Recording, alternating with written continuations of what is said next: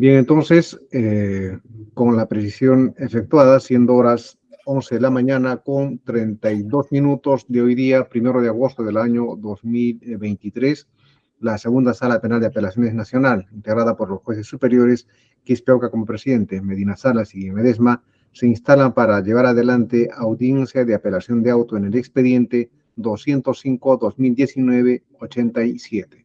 Las partes que intervienen se han acreditado, como se ha dado cuenta por el especialista en audiencias, y se encarga la dirección de debates al juez superior Edgar Medina Salas, quien continúa en la conducción de esta audiencia. Adelante, doctor. Muchas gracias, señor presidente. Reiterado buenos días con algunos que ya nos han visto en audiencia anterior. Y procuramos esta audiencia hacerla más ágil. En tal sentido, señor especialista, denos cuenta, por favor, de la resolución impugnada, así como de los fundamentos del recurso interpuesto en contra de ella. Adelante, doctor Covila. Muchas gracias, doctor.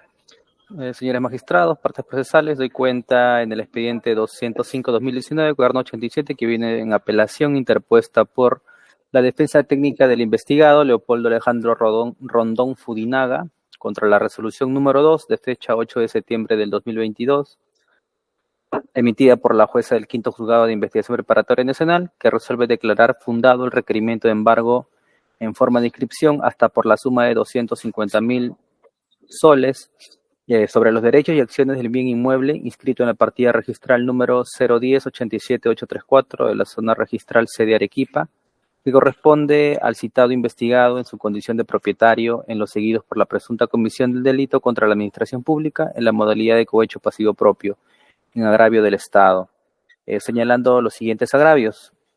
Primero, el ACU incurrió al realizar una indebida valoración de los elementos de convicción de cargo. Solo analizó la declaración de un colaborador eficaz y el registro de compras. Así también no ha considerado ni valorado los elementos de descargo por la naturaleza del procedimiento. Como segundo punto, señala que el juzgado no ha valorado que exista un riesgo fundado de insolvencia del imputado o de ocultamiento o desaparición del bien. Y como tercer punto, señores miembros del colegiado, nos señala que se ha realizado errónea valoración de la proporcionalidad de la medida cautelar en cuestión y de sus subprincipios, no analiza su aplicación para el caso en concreto. Solo menciona argumentos conceptuales de estos. Al haberse cumplido con exponer los fundamentos de hecho, de derecho y formular una pretensión en el sentido que se revoque la resolución recurrida, y solicita que se reforme y se declare infundada. Eso es lo que tengo que mencionar, señor director de debates. Muchas gracias. Muchas gracias a usted. Oportunidad entonces para el abogado de la parte recurrente de preguntarle si se ratifica en el recurso que tiene interpuesto o tal vez se desiste de él. Doctor López, adelante. Sí, señor magistrado, nos ratificamos en todos sus extremos. Gracias. Muy bien, como en la audiencia anterior, le vamos a conceder un promedio de 7 minutos para que nos sustente las razones por las cuales debemos acceder a su petición. Adelante, doctor López. Muchas gracias, señor magistrado. Pues, efectivamente, como ya hemos visto en la sesión anterior, la presunta resolución prácticamente es un copy-pega de la resolución que antes hemos analizado. Los argumentos o los fundamentos de la resolución que estamos cuestionando, en primer lugar, son el 17º y el 18º, pues consideramos que la jueza de primera instancia ha hecho una indebida valoración de los elementos de convicción. Con respecto al 17º, otra vez solo advertimos una relación de los elementos de convicción que habría presentado el actor civil en su solicitud. Solo se hace un listado, más no se hace algún análisis, y el análisis lo hace considerando 18º. Nuevamente, en esta resolución recurrida, la magistrada solo evalúa, en primer momento, la declaración del postulante del colaborador eficaz 1909-2019-2 y solo también el registro de compras. Son los dos únicos elementos de convicción que para criterio de la magistrada de primera instancia considera que son suficientes para arribar con la probabilidad de que mi patrocinado tendría esta relación o habría sido autor del delito como cómplice del cohecho. Entonces, definitivamente, señores magistrados, estos dos solos elementos de convicción, pues no nos va a poder llevar a la conclusión a la que arriba, porque sinceramente tampoco no la comprendemos. Y no se ha analizado nada más fuera de ello. Entonces, se debió analizar, por lo menos, si es que mi patrocinado, el señor Leopoldo Rondón Fuinaga, hermano del ex congresista, tenía la posibilidad o la opción de poder brindar este servicio para el cual fue contratado. Recordemos que él fue contratado para brindar un servicio de asesoramiento y marketing en radios. Y como hemos presentado también, el señor Leopoldo tiene más de 40 años dedicados al servicio de radio. Más de 40 años. También la familia Rondón Fuinaga en la ciudad de Arequipa tiene 2 radios que son muy conocidas, que son Nevada AM y Estéreo 1 FM. Es en estas radios en las cuales durante el año 2011 y 2016 se publicitaron diversos spots, tanto en un primer momento de Prestasur como posteriormente de Prestaperú. De hecho, existen audios que hemos adjuntado en los cuales hemos disgregado los minutos, los segundos en los cuales se pueden escuchar la publicidad de estos spots de tanto de las cooperativas.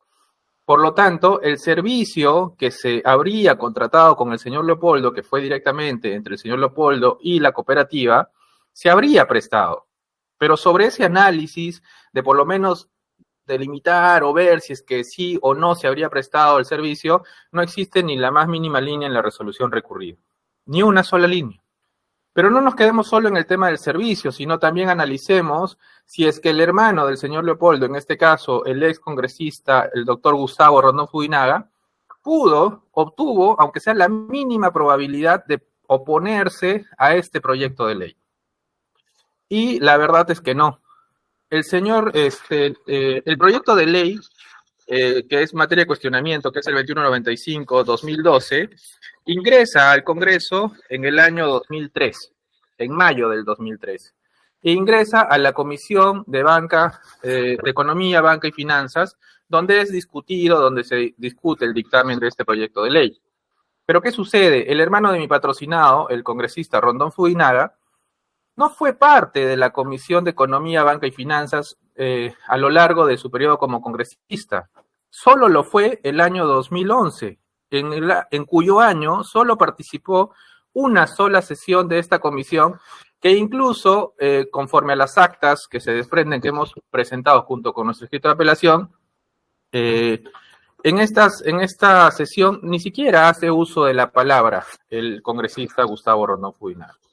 Posterior a ello, el congresista jamás fue parte nuevamente de la Comisión de Economía, Banca y Finanzas. Fue parte de otras comisiones, como por ejemplo de salud, porque bueno, él también se dedica al tema médico, él es doctor, fue parte de población y de varias otras comisiones, pero nunca más volvió a conformar o ser parte de la Comisión de Economía, Banca y Finanzas. Por lo tanto, también, señores magistrados, el congresista Gustavo Rondón Fuinaga ni siquiera tuvo la mínima posibilidad de poder hacer algún acto o alguna acción a fin de oponerse a este proyecto de ley, que lo que buscaba era que la SBS regule las cooperativas. Entonces, no se ha analizado de que mi patrocinado, el señor Leopoldo, sí prestó este servicio, y tampoco se ha analizado las posibilidades mínimas, aunque sea de que el congresista Gustavo Rondón Fuinaga haya o no haya podido intervenir o oponerse a este proyecto de ley. Y sobre eso no encontramos nada en la resolución recurrida. Como les digo, solo se han analizado 2 elementos de convicción que no entendemos cómo es que llevan a la conclusión de que mi patrocinado sería el cómplice del delito de cohecho pasivo propio. Nuestro segundo agravio, señores magistrados, es con respecto a que no se ha valorado la insolvencia o la posibilidad o el ocultamiento o desaparición del bien. En el considerando 20 de la resolución recurrida, no se analiza en lo mínimo si mi patrocinado ha tenido un comportamiento que busque obstaculizar o que busque ocultar o que busque transferir la propiedad de la cual es propietario. No existe nada sobre ello, porque tampoco se desprende de la partida registral que haya existido un intento de poder desprenderse de este bien. Porque además también se debe tener en consideración, señor magistrado, que mis patrocinados toman conocimiento del presente caso en noviembre y diciembre del 2021, y la solicitud de embargo del actor civil es recién en agosto del 2022. Es decir, casi un año después, y durante todo ese año los comportamientos de mis patrocinados siempre han sido pegados a ley. no han intentado en lo más mínimo desprender u ocultar el bien materia de discusión. Tampoco se ha analizado la insolvencia o no de mi patrocinado, no existe ni una línea sobre eso y consideramos que también es una indebida valoración y ese es nuestro segundo agravio. Y finalmente, señores magistrados, nuestro tercer y último agravio es que consideramos que no ha habido una correcta valoración de la proporcionalidad de la medida, ¿no? Si analizamos la resolución recurrida en la anterior sesión con esta resolución, es exactamente igual. No varía en ni una sola línea el análisis que se hace. Y el análisis es personalísimo, el análisis es por cada individuo y por cada situación en concreto.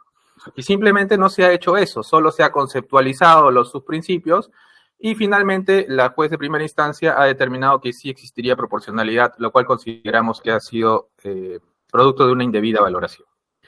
Por esos fundamentos, señor magistrado, solicitamos se declare fundado nuestro recurso de apelación y reformando la resolución se declara infundado la solicitud de medida cautelar de embargo en forma de inscripción. Muchas gracias. Gracias a usted, doctor López. Para la contradicción de ser el caso, tiene la palabra doctor Casaverde por 8 minutos. Bien, señores magistrados, muchas gracias. Vamos a ir de lleno ya a los agravios postulados por la defensa. Insistimos respecto de la indebida valoración, señores magistrados, ya existen pronunciamientos, incluso el Tribunal Constitucional, como es en el caso, por ejemplo, Malatazo, en el que señala que no se tiene que evaluar absolutamente todas las pretensiones de las partes, sino aquellas que, en atención a la sana crítica racional, nos permita, ¿no?, llegar a la conclusión de, en este caso concreto, de que existen, ¿no?, elementos razonables, suficientes, que permitan verificar el derecho invocado. En este caso, la presunta responsabilidad del investigado Leopoldo Rondón Fudinaga. Como primer punto. Entonces, respecto de esto, señores magistrados, hemos señalado que existen colaboraciones eficaces, varias, y entre ellas hemos ofrecido en su oportunidad 2 al momento de hacer nuestra solicitud, siendo una de ellas recogida en el auto, que es materia de impugnación. No obstante, debe señalarse, señores magistrados, que ya desde si bien esto es recogido en el fundamento 18º, ya hacía mención la judicatura en el fundamento 8º respecto al fumus deliti comissi, es decir, sobre, ¿no?, la apariencia del derecho, la apariencia de la responsabilidad, en este caso penal, ¿no?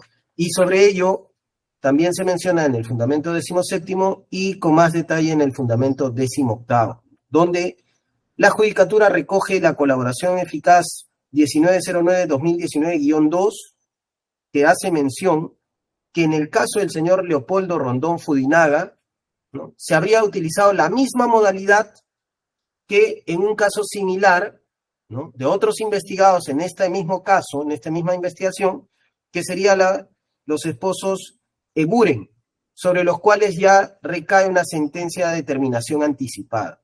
¿Qué dice el colaborador? Que en este caso de los hermanos, los investigados Rondón Fudinaga, la modalidad delictiva es similar al caso Eburen, en el cual, reitero, ya existe una sentencia de determinación anticipada.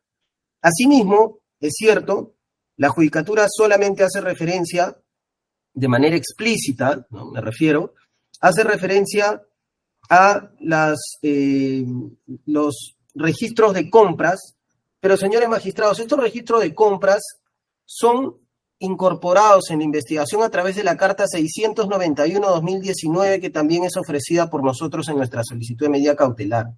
Y en esta carta se hace mención al registro de compras, que es la búsqueda que se hace en el sistema de la cooperativa Presta Perú, y en la cual se encuentran los pagos, al menos los presuntos pagos, en los cuales se habrían realizado de manera sistemática en 1.000 soles y 2.000 soles mensuales al investigado Gustavo Rondón Fudinaga a través de su coinvestigado Leopoldo Rondón Fudinaga.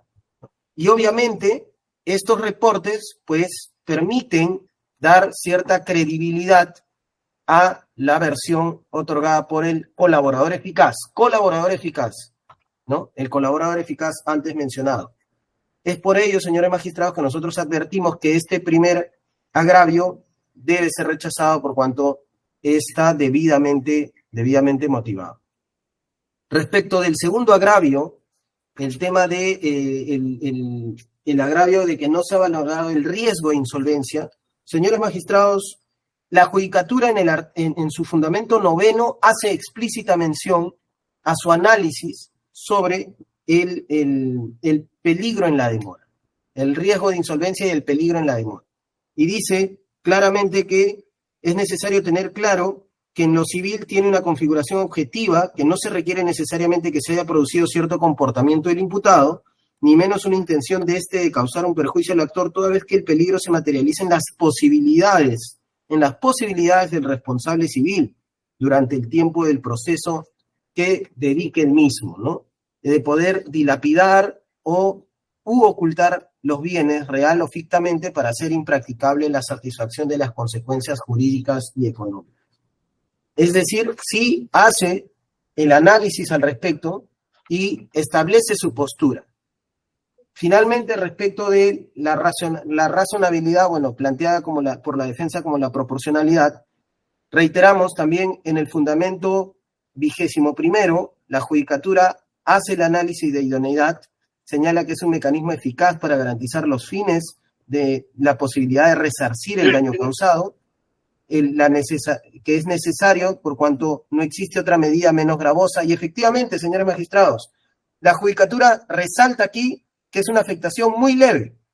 El embargo en forma de inscripción no limita las capacidades o posibilidades del derecho real de propiedad. No limita de manera gravosa, por cuanto obviamente el titular aún puede utilizar o disponer de las propiedades propias del derecho real de propiedad. Y asimismo hace su análisis de proporcionalidad, ya que existe, señala, el equilibrio entre la afectación del derecho a la propiedad a fin de evitar el ocultamiento o cualquier otra forma de disposición sin que se llegara a afectar la misma, la propiedad, toda vez que la medida solicitada permite satisfacer de un modo óptimo los intereses del agraviado.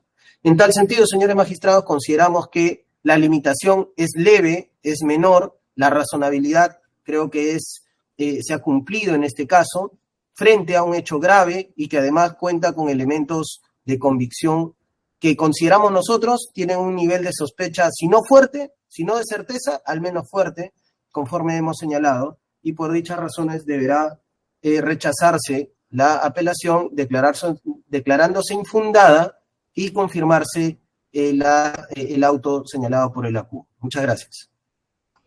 Gracias a usted, doctor Verde, sobre todo por la brevedad. Para la réplica, de ser el caso, doctor López, 3 minutos, por favor. Sí, señor magistrado, bastante concretos. Nuevamente, se nos ha hablado que en el fundamento 17º, se hace una relación de los elementos de convicción, pero es solo eso, es solo una relación. Lo cierto es que en el 18º, que es la parte que cuestionamos de la resolución recurrida, la magistrada solo hace análisis de 2. Perfecto, está bien, no tiene que pronunciarse sobre todos los elementos de convicción, pero si va a hacer un análisis de elementos de convicción que la van a llevar a esta convicción a la magistrada de considerar la alta probabilidad de que el patrocinado es como cómplice del autor de cohecho, tiene que hacer un análisis, digamos, más detallado, ¿no? Porque solo se cita una parte de la declaración del colaborador eficaz y solo se menciona el registro de compras. Entonces, nuestro cuestionamiento es cómo es que solo esos 2 elementos de convicción hacen que la magistrada de primera instancia llegue a ese nivel de sospecha y llegue a ese nivel de probabilidad que afirma en su resolución recurrida. Consideramos que se hace una indebida valoración. No es posible con solo esos 2 elementos de convicción llegar a esa conclusión. Entonces, señores magistrados, consideramos pues que no hay una debida valoración, porque tampoco se valora, se debió valorar el comportamiento o la posibilidad mínima, aunque sea del congresista en su momento, de ver si es que el señor Leopoldo podía o no, por lo menos, prestar este servicio. Se nos ha hecho referencia al ex congresista Eguren, que, él ha aceptado su responsabilidad, pero eso no tiene incidencia en lo que a nosotros nos respecta. porque lo cierto es que mi patrocinado no ha tenido ninguna, el hermano de mi patrocinado no ha tenido ninguna acción en el Congreso de oponerse a este proyecto de ley y jamás lo ha hecho. Y lo cierto también es que en este caso el señor Leopoldo sí prestó el servicio de publicidad y marketing en las radios a las que hemos hecho referencia. Por otro lado, señores magistrados, el fundamento 20º, que es el fundamento en el cual el juzgado hace su valoración en el caso en concreto sobre el tema de la insolvencia y del ocultamiento, no nos dice absolutamente nada, ¿no? Simplemente nos dice que estos elementos de convicción hacen concluir de que sí podría existir un peligro de ocultamiento, pero sin embargo no se hace un mayor análisis, no se hace una debida valoración con el respecto.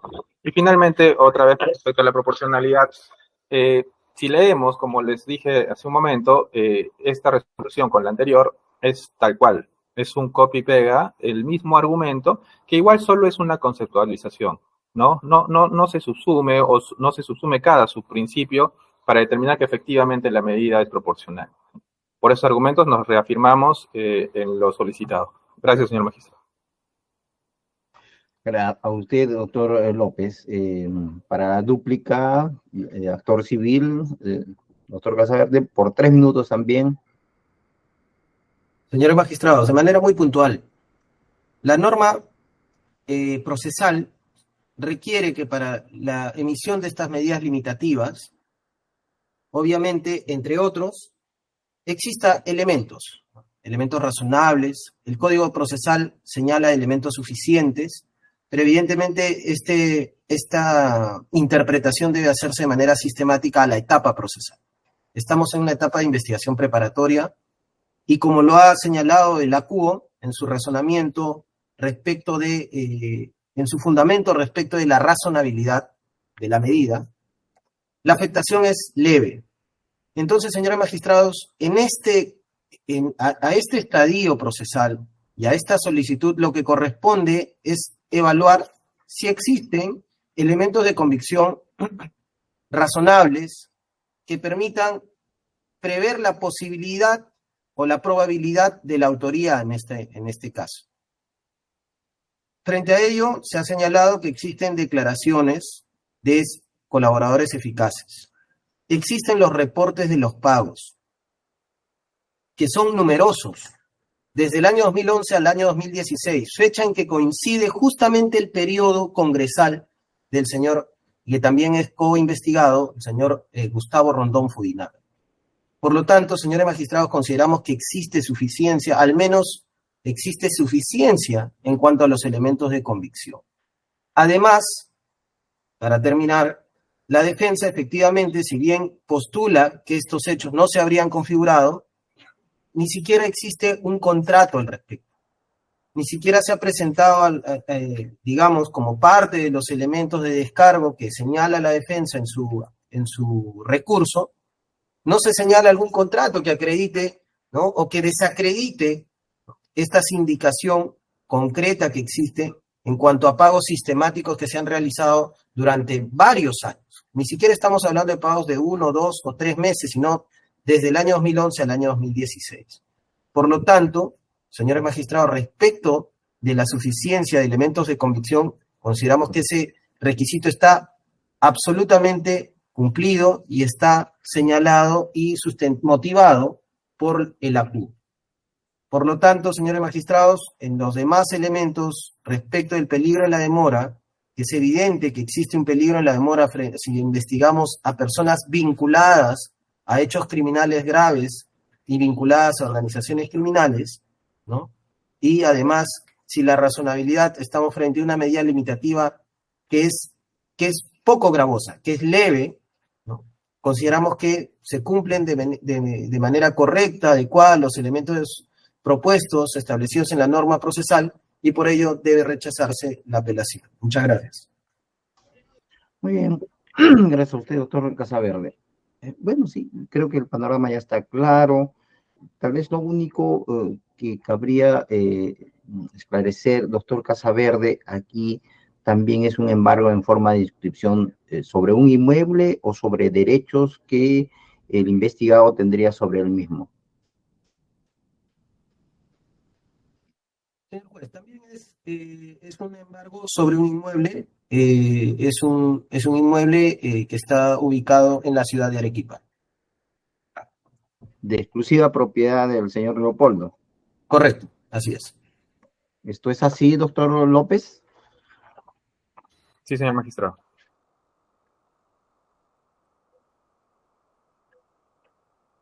Ok. Bien, esto por mi parte. Si los miembros del tribunal tuvieran preguntas adicionales, doctora Guillén. Gracias, no tengo ninguna pregunta, doctor. Bien, gracias, doctora. Señor presidente, si tuviera preguntas. Sí, a la Procuraduría Pública. Doctor Casaverde, entiendo que son embargos lo que estamos viendo sobre distintos inmuebles. ¿Cuánto es la Procuraduría ya incorporó una pretensión indemnizatoria con motivo del proceso penal?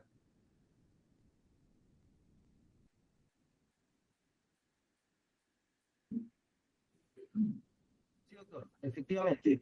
Y precíseme cuál es la pretensión indemnizatoria.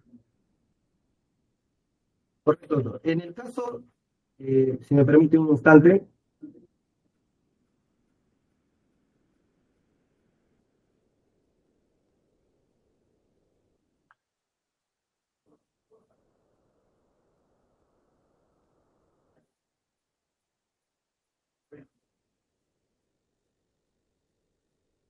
De manera preliminar, señores magistrados, nosotros hemos formulado una pretensión aproximada de 150.000 soles, la cual responde de manera más o menos proporcional al monto que habrían recibido, al monto ilegal que habrían recibido. Sí, doctor, solamente quería saber, ¿no? O sea, cuánto es la pretensión resarcitoria que tienen y que entiendo están garantizando con embargos esto a la resulta del proceso penal.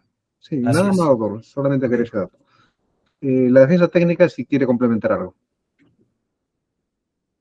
No, señor magistrado, solo que, bueno, en ambas medidas, bueno, en este caso la que nos ocupa, la medida del monto del embargo es por la suma de 250.000 soles, que es la que ha dictado el juzgado. Sí, muchas gracias. Eso sería todo de mi parte, señor director de debates. Gracias, señor presidente. Doctores López, Casaverde, veo que el inmueble sobre el que ha recaído el embargo no es de propiedad exclusiva del señor Leopoldo Rondón, es de la sociedad conyugal que él tiene conformada con la señora Elena Angélica Bernedo Bueno de Rondón, al menos eso así aparece en la ficha registral respectiva. Y estoy revisando la resolución y se ha apelado y al parecer es solo sobre acciones y derechos que le corresponden al investigado. ¿Así es? Correcto, doctor. Corrijo la información que le había brindado, que ha sido un error de mi parte. Es sobre el 100% de la parte alícuota de las acciones y derechos que le corresponde al señor Leonardo Rondón Fudinaga dentro de la sociedad conyugal, ¿no? Que es titular de este inmueble. Así es. Es lo correcto. Correcto. ¿Defensa? Sí, conforme, señor magistrado. Bueno, señor. ahora sí entonces está aclarado el tema. Está, entiendo, enlazado a esta audiencia el señor Leopoldo Rondón Fudinaga. Y le pediría, señor Leopoldo, que por favor encienda usted la cámara y también el micrófono. Le hago saber que usted tiene derecho de guardar silencio. Aquí nadie le obliga a decir o a hacer uso de la palabra. Sin embargo, también tiene derecho de ser escuchado. Si opta usted por esto último, lo único que le pediría es brevedad y referido, aquí no se está dilucidando si usted es inocente o culpable de algún delito, sino simplemente si este embargo que se ha efectuado sobre los derechos que usted tiene sobre este inmueble de la ciudad magisterial en Arequipa, es correcto o es incorrecto. Solamente respecto de eso, señor Rondón, si desea hacer uso de la palabra, le pido nuevamente prender su cámara y micrófono y lo escuchamos. Ya, señor magistrado, lo que quería decirles es que la persona que hizo la mención a mi nombre, se equivocó también y manifestó Leonardo, y yo no soy Leonardo, yo soy Leopoldo. En todo caso, que eso se rectifique.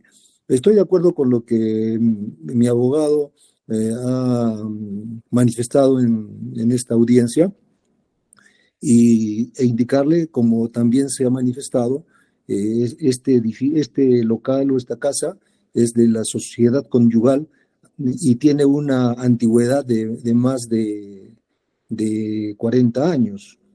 Entonces, simplemente estoy totalmente de acuerdo con lo que mi abogado defensor ha manifestado. Muy bien, señor Leopoldo. Tal vez el haberlo aludido con otro nombre, como Leonardo, se trata de un lapsus linguis en el que podemos incurrir cualquiera de nosotros, ¿verdad? Bien, el tribunal ya lo escuchaba también a los abogados de las partes y seguramente va a valorar al momento de resolver. A partir de este momento, entonces, declaramos cerrado todo tipo de debates y comunicamos que el tribunal ingresa a la etapa deliberativa. Esto es a debatir si vamos a confirmar o revocar la resolución traída en apelación.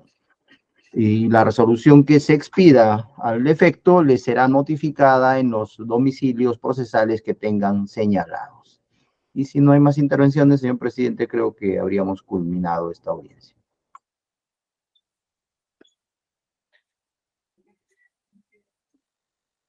Bien, entonces, siendo horas 12 del día con 4 minutos, se dispone el cierre de la grabación. Esta audiencia ha concluido. Podemos desconectarnos. Muy buenas tardes.